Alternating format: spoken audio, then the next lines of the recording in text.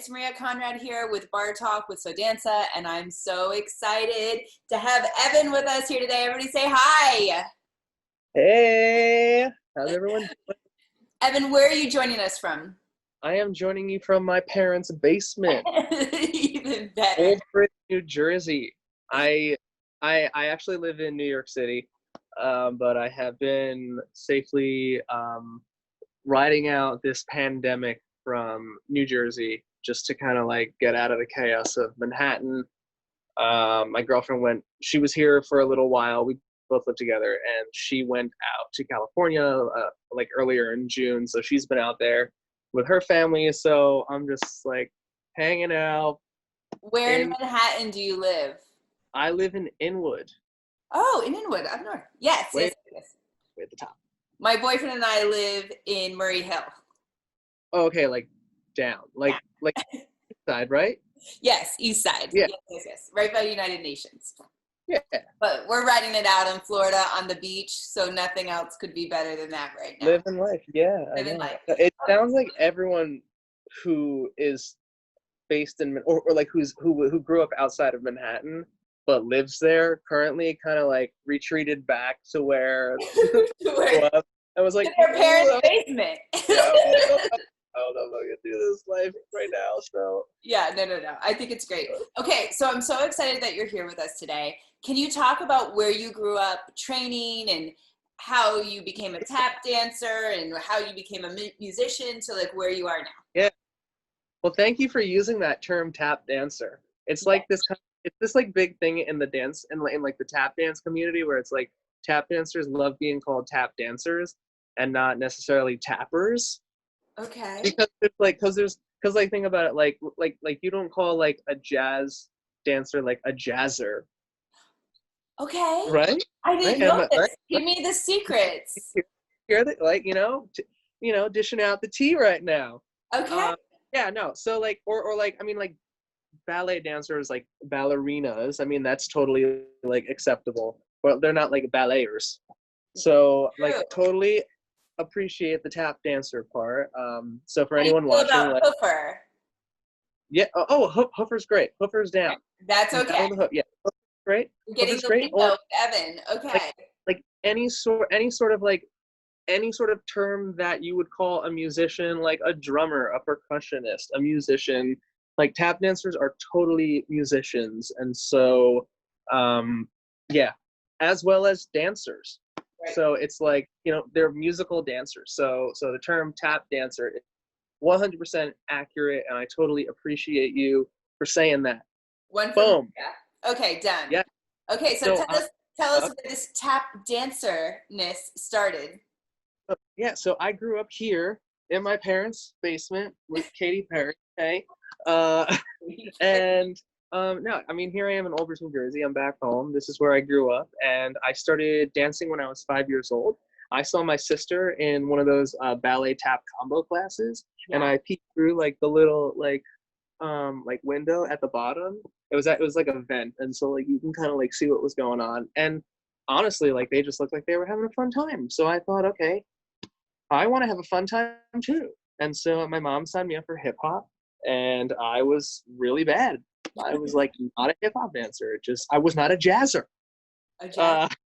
No, but I told her that I wanted to go back, and I wanted to take tap dance, and she was like, okay, sure. And so I put on those tap shoes, and I just fell in love with the art form, and I wanted to learn more. And I auditioned for a professional tap company at the age of 10 called the New Jersey Tap Ensemble, and that company was dedicated to rhythm tap. So that's like those are like your hoofers, and like that's like your Savion Glover, like that that musical sound of tap dance. And that is where I really became fascinated with the musicality of the art form and learning more and incorporating more music into dance. And it kind of took off from there. And I loved being on stage. And so any opportunity I had to be on a stage, I would take it. So now, instead of just dancing, I branched out into musical theater, and I branched into acting and singing and playing music with bands. And I just love to perform overall. And so I did that all throughout middle school and high school, and I went to college for musical theater to get a degree in singing, dancing, and acting. I sing, dance, and act. That's what I do. And while I was there, I was diagnosed with osteosarcoma, which is bone cancer, and that resulted in an amputation of my right leg. And I went through 13 different surgeries and 16 months of chemotherapy, and I just said, hey, I'm going to teach myself how to tap dance again with a peg leg. And I did it. And that's where I am now. I'm coming up on, 9 years since. 9 years since I retaught myself how to dance. And now I'm here. I'm back from Coleridge. I'm back where I started, in my parents' basement. So, But that says to me, to all dancers, no excuses. Like, if you love the art form, you're going to figure it out. Oh, absolutely. Yeah. I mean, my grandfather always had this, my grandfather had a stroke when he was in his 30s. And so he had this real, like, broken Italian, Brooklyn, English, slang for his speech patterns. And he always used to say to me, the guy would find a way. Was his saying as I was going through my chemotherapy. He unfortunately didn't get to see me tap dance with a peg leg, but he passed away right before. But I know that he is probably saying the guy what found the way. Yeah. That you will always find the way to accomplish your dreams, your goals, and to get there. And so just don't give up. Don't do it. I love it. Okay. Are you ready? I am ready. This is 20 questions. So 20? It's an either or speed round situation. All right, hold on. Let me just focused. Okay. Okay, are you ready? Yeah. Okay. Fred Astaire or Gene Kelly? Gene Kelly. Me too. He's so warm. So warm. Billy Joel or Springsteen? Springsteen. Your Jersey, it has to be. Guitar or drums? Ooh, drums. French toast or pancakes? French toast. Dog or cat? Dog. Clarence Clemens or John Coltrane? Clarence Clemens. Ooh. Jack White or Jimmy Page? Jimmy Page. Okay. Superman or Batman? Superman. Philly or Jersey? Wait, what? Philly or Jersey? Yes. Jersey. See, I would choose Philly. Okay. Rangers or Giants? Neither. Okay, fair enough. CRX or Porsche? Oh, Porsche. Okay. Chickens or I said chickens. Checkers or chess? Chess. Tokyo or Mexico? Oh. Mexico. Okay. Pickles or a bagel? Pickles. Harry Potter or Lord of the Rings? Harry Potter. Gibson or Fender? Gibson. Michelle Dorrance or Savion Glover? Michelle Dorrance. Star Wars or Star Trek? Star Wars. Golf or football? Golf. Shake Shack or In-N-Out? In-N-Out. Teenage Mutant Ninja Turtles or Toxic Avenger? Oh, Toxic Avenger! Toxic Avenger! He has a poster out. It was me. Oh my gosh, because I love Toxic. Yes, you. I was the Toxic Avenger. I stole this. It was my finger. Oh my, that's amazing. Yeah. No, but two. Wait, oh my gosh. Are these questions catered to me? Because, like, these are great. They are, and I have to give credit to the producer of this series, Chris, and he came up with them. Yeah, this is great. These are great. Okay, good. I'm glad you're so happy. Okay, so let me flip to our real questions, Okay. which is 10 questions in 10 minutes. Okay. Okay. What is the thing you love about being on stage the most? I love the audience. I love the adrenaline. I love the feedback that the audience will give me. And so that's something that it's weird. It's like I crave it almost, and I just want to keep giving and giving and giving to make them sometimes to make them sometimes feel uncomfortable in their seats. That way they're on the edge of like, but that's how you kind of know that they're with you. Right. And then pull them back into it, and then just like blow their minds and be like, oh my God, like it makes sense. And it's like, wow. No. So I love working with an audience. Okay. What is the most embarrassing thing that's ever happened to you on stage? Oh, on stage. So in a production of The Toxic Avenger, Mm-hmm. I was my dog came to join us. Hey, look at this. What's its name? Her name is Penny, and she's a Pomsky. She's half Siberian Husky, half Pomeranian. That's quite the mix. Yep. So here she's basically a mini Husky. Hi, Penny. So she just say hi. So my most embarrassing moment on stage was in The Toxic Avenger. I had a roughly 15 to 20 pound peg leg I was wearing that was made out of a 3-inch steel exhaust pipe. And we fabricated this leg up with my prosthetist. And I was I was doing 7 shows a week, sometimes 2 shows a day. And we were in it. We were in the run. And one performance, what happens is these bullies, like, they rip off my prosthetic leg. So this is this leg. Okay. Thank you, Penny, for showing us.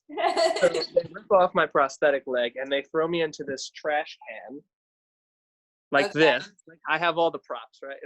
Yeah. And they throw me into this trash can with like toxic goo in it, and out, I do the super quick change, and out comes the Toxic Avenger, and I'm also still missing a leg. And one of the bullies tries to hit me with this exhaust pipe he finds in the New Jersey junkyard, because all of New Jersey is just a wasteland and a junkyard, right? Yeah. Anyways, so he tries to hit me with this leg, this pipe, right? And I deflect, and I'm like, ah! And I'm like, hey, I could use this as a leg. And so I put the leg on, and I have a safety pin to fasten it. I put the leg on, and the safety pin falls onto the stage, and I'm like, oh, well, I gotta, and I'm in the mid, I'm singing a song. So now I'm like, oh, here we go. Like, oh, crap, gotta get the safety pin. Here we go. Like, let's just get out. And the leg is not secure on me. I go to like hop off of this, coming out of the trash can. I go to hop out of it, and the leg just falls on the floor, and I fall on the floor. But the band is like up top, and so they don't know what's going on. So the song keeps going, and I'm just singing the song now, like talking about like ripping these guys' arms off and their heads off, because it was like a song of like revenge, where like, I'm back, I'm the Toxic Avenger now. And I'm just like trying to sing the song while like also like attach my leg on the floor, and I'm on the floor. So it's just like, well, here we go. I mean, it makes for like great comedy. Yeah, so, that's amazing. Yeah. Oh so my gosh. You got through it though.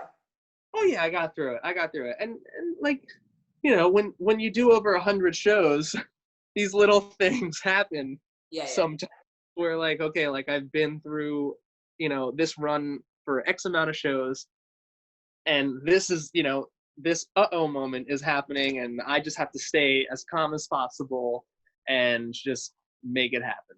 So that was just like my leg fell off in the middle of the show. There we go. Okay, so tell me, we're talking about this. Tell me what you love about tap and commercial dance. Tap and commercial versus like concert dance. Like, what is it that tap and like commercial dance can bring to the world? I mean, well, I'll just be brutally honest and say anytime that tap dancing is commercially recognized, it's great. Right? Okay. Because I mean, let's face it. Your major dance forms that are like super commercial. You see a lot of hip hop. You see a lot of ballet, a lot of contemporary, and tap dancing kind of doesn't get out there as much. Oh my gosh, I'm up here on the couch. And so anytime that tap dance can be commercial and be in the public eye or on TV or featured, on like a major TV network, or like on So You Think You Can Dance. I mean, but they're never gonna have tap as one of the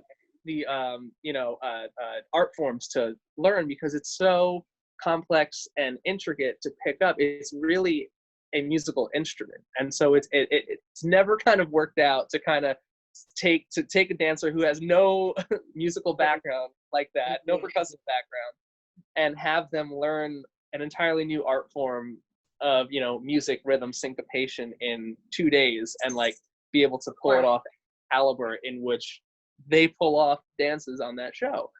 So when it gets out there in any sort of commercial way, it's huge. It's a big thing for us, and there are so many great tap dancers that are out there that have been pushing it forward as in that commercial aspect. We salute you. I love it. But yeah, and when I get the opportunities, I'm like, hey, this is really cool, and like, thank you. I'm like super appreciative. So since you're a musician as well, and you're a musician by nature by being a tap dancer, can you explain like your process of creating music and how that relates to you as a dancer? Yeah, absolutely. So drums are my first instrument. And so drumming has always gone hand and foot with tap dancing. I know, right? Like, so corny, but it's true. And now, especially with my peg leg, I always am thinking like a percussionist, like a drummer, just because it's an added sound, right? Oh, absolutely. Yeah, It's a different sound, and so now I can make these like deeper resonant sounds with my peg leg and really add some higher tones with my left foot and with the ball of my left foot and my heel, and I play around with that. I also play around a lot with the different types of metals that I use for peg legs, and the different types of materials with how those legs are made. Legs with different sounds. Oh yeah, and each one, and sometimes there's like some peg legs are heavier than others. Right. Let's take a walk. Okay, let's do it. Let's do it. So you can see right here. Oh my gosh, wait, this is great because I have my Só Dança shoes.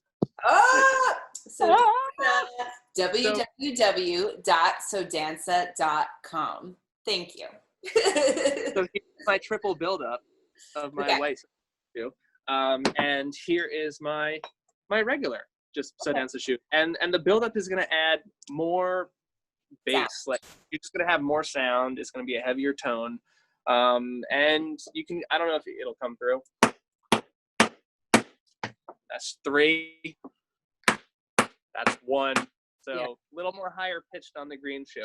But the same thing goes for the peg legs, like this green peg leg, okay? This is just standard. This is standard aluminum. Okay. All right. Now, this one is also aluminum, but this one has an additional connection piece on the top. Okay. So it adds a little more weight to it. And so that's going to give me a deeper tone. Let me see Okay. But this one, I mean, I don't know if you can hear it, but this is a little higher pitched. But yeah, so I'm always trying to create new sounds, also with like different, like varying heights of tap floors. Like this one I just made has like a 4-inch platform around it. Just I wanted to get more sound under it, and so I work a lot with that. I like to play my guitar and loop things and work it all out. Here's like my whole music section back here. You can see it. And really just like the biggest thing for me about being a musician and being a tap dancer is working with live musicians and working with a band and collaborating on that level. Because tap dancers, I mean, the art form is really just an expression of who the artist is. And a lot of tap dancers like to go out and improvise. And that's what I feel is like the true artistry and the expression of oneself self as a dancer. So I like to work with musicians and just feel the music and play off of them. And that's how I work best. When I was a young woman, I which was a long time ago, but I was in Chicago, and what I loved about Chicago, I mean, this is years ago, is that there were tap bars, or like there was live musicians playing with dancers on top of the bar with the tappers dance. It was just phenomenal. It's so phenomenal. Oh yeah, absolutely. I mean, and that, like, I go to this one place in New York City. I go to Birdland in New York City. And on Monday nights they have like an open mic night, like cast party is what they call it, and you can kind of jam with the house band, and people go up and they sing, and they do like stand-up comedy, and I go up and I sing and I tap and I play the guitar. But it's like really cool because you get to work with just live musicians. You can bring your charts, or you don't have to bring your music or charts at all, and you just tell them a song and they'll play it. And that's just a great opportunity to play with in front of an audience. I'm gonna have to go to Birdland when it opens. Yeah. Monday night. Okay. Now you have like 17 career paths, but if you had to follow 19. If you had to follow another career path, what would it be? I would say maybe maybe like a race car driver. Maybe a race car driver, yeah. Okay, yeah. Love it. All right. And what is one thing in your career that you haven't done yet that you're like, I will do that? Broadway. It's coming. I feel it. Broadway. Okay. I feel it. It's coming. We'll work on that. Yep. Okay. And is there a movie or a piece of music that really inspires you? A movie or a piece of music. I love listening to old Led Zeppelin. I do like old Led Zeppelin. I mean, Led Zeppelin is now like, it is classic. What am I saying? Like, oh, it's classic. It's so good.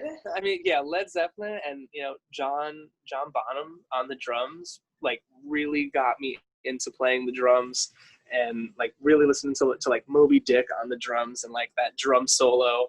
And just trying to like Santana, like Soul Price, like back in the day, like that stuff was my jam. And all of that music, like Aerosmith and Jimi Hendrix, those artists were like who inspired me to want to dance. Because that, I mean, and a lot of that music you don't like you wouldn't typically see done in any sort of dance performance. But that's what I love about tap dancing, is that like you can absolutely dance to any and those songs were so groove oriented. They had a groove to them.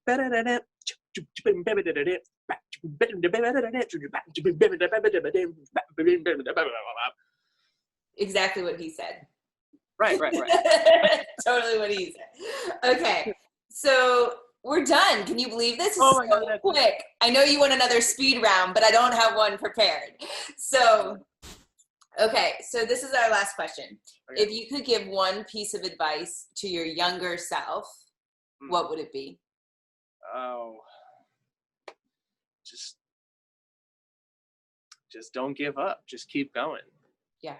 And when people pick on you and in school and make fun of you for being a guy dancer, just stay strong, because like there were totally days where I wanted to quit and forget it and leave and have like these like emotional breakdowns that I should have just stayed positive. Yeah. And instead of getting all down in the moment, though, that's really hard to do. Oh, totally. And it's crazy because like I did actually stop dancing at my dance studio, like at my local dance studio. And I mean, I don't know. I mean, maybe it was the right time to step away and to branch off into something else. I mean, I stayed consistently tap dancing in the company, but yeah, I mean, I definitely was like a kid who was picked on a lot for being a guy dancer, and it wasn't cool. And I But you know what those people don't know is that you get all the girls when you get older. I do want to say one thing. One of those kids who used to pick on me sent me a message on Facebook like years ago after I don't know what it was. Maybe it was like the Ellen Show or Carnegie Hall or some cool like event. Ellen Show or casually Carnegie Hall. Some cool thing, whatever one it was. Like, and they were like, "Hey, I just wanted to let you know, like, I'm real sorry for the way I treated you in middle school, and I think you're doing like a lot of awesome stuff, and like I'm happy to see that you're happy, and like keep going." And that totally meant a lot to me. Like, that was a big thing. And I just said thank you very much. It means a lot. You know, hope you're doing well. Bye. Yeah, that's amazing. I'm so glad that you shared that, because it shows that sometimes we just don't know, you don't know, especially this day and age, like with all social media and all, whatever, you don't know that what I always like to tell my 13-year-old girls is like, somebody is making your life horrible, and guess what? You're making somebody else's life horrible, and you don't even know. Mm-hmm. Like, it's just such a rite of passage, and it shouldn't be, and especially for dancers, you're adding another level of being different. Especially being a male dancer. Right, because there's so much vulnerability, is the word to say. As a dancer, man or woman, and then for a man, taking ballet, being in tights, like these, like these like gender norms that like just want to go all over, and as a guy, you have to experience that. And when I was growing up, there were not a lot of guys who were dancing. I was maybe one of two, and the other one was a lot older than me, and I didn't converse with him ever. So I basically just figured it out on my own. Yep. No, I think that's amazing. That's an amazing story, and I love the full circleness of the story, and I think that's phenomenal. And on that note, we're going to dance out. Are you ready? Yeah, we're going to dance.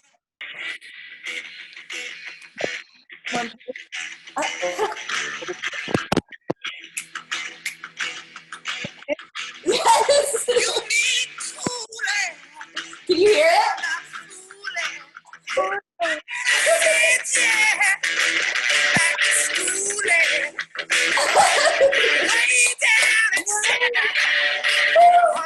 Okay, here it comes. Gonna give you my love. Gonna give you my